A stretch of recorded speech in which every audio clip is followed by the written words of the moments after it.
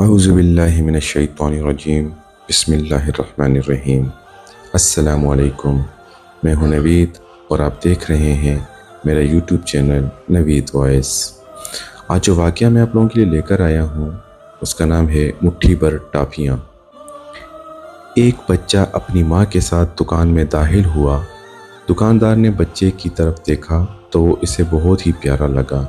دکاندار نے ٹافیوں والا ڈبہ اٹھایا اور کھول کر بچے کے سامنے کر دیا۔ بچے نے سوالیہ نظروں سے دکاندار کی طرف دیکھا تو دکاندار نے کہا، بیٹا آپ اس میں سے ٹافیاں لے لو۔ بچے نے انکار کر دیا۔ دکاندار نے اصرار کیا لیکن بچہ نہ مانا۔ دکاندار نے بچے کی ماں کی طرف دیکھا۔ ماں نے اپنے بیٹے کو ٹافیاں لینے کی اجازت دے دی۔ وہ ٹافیاں لینے کو کہا لیکن بچے نے نفی میں سر ہلا دیا۔ اب دکاندار کے ساتھ ساتھ ماں بھی حیران ہو گئی، بچہ ٹافیاں کیوں نہیں لے رہا؟ آخرکار دکاندار نے خود ڈبے میں سے مٹھی بھر کر ٹافیاں نکالی اور ہاتھ بچے کی طرف بڑھا دیا۔ بچے نے فوراً ہی ٹافیاں لے لی اور خوش ہو گیا۔ گھر آ کر ماں نے بچے سے پوچھا کہ کیا وجہ تھی کہ تم نے پہلے ٹافیاں نہیں لی، پھر جب دکاندار نے دی تو تم نے فوراً پکڑ لی؟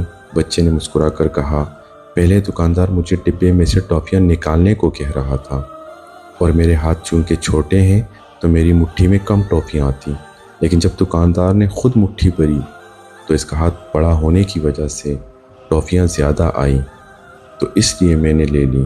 ماں یہ سن کر مسکرا دی۔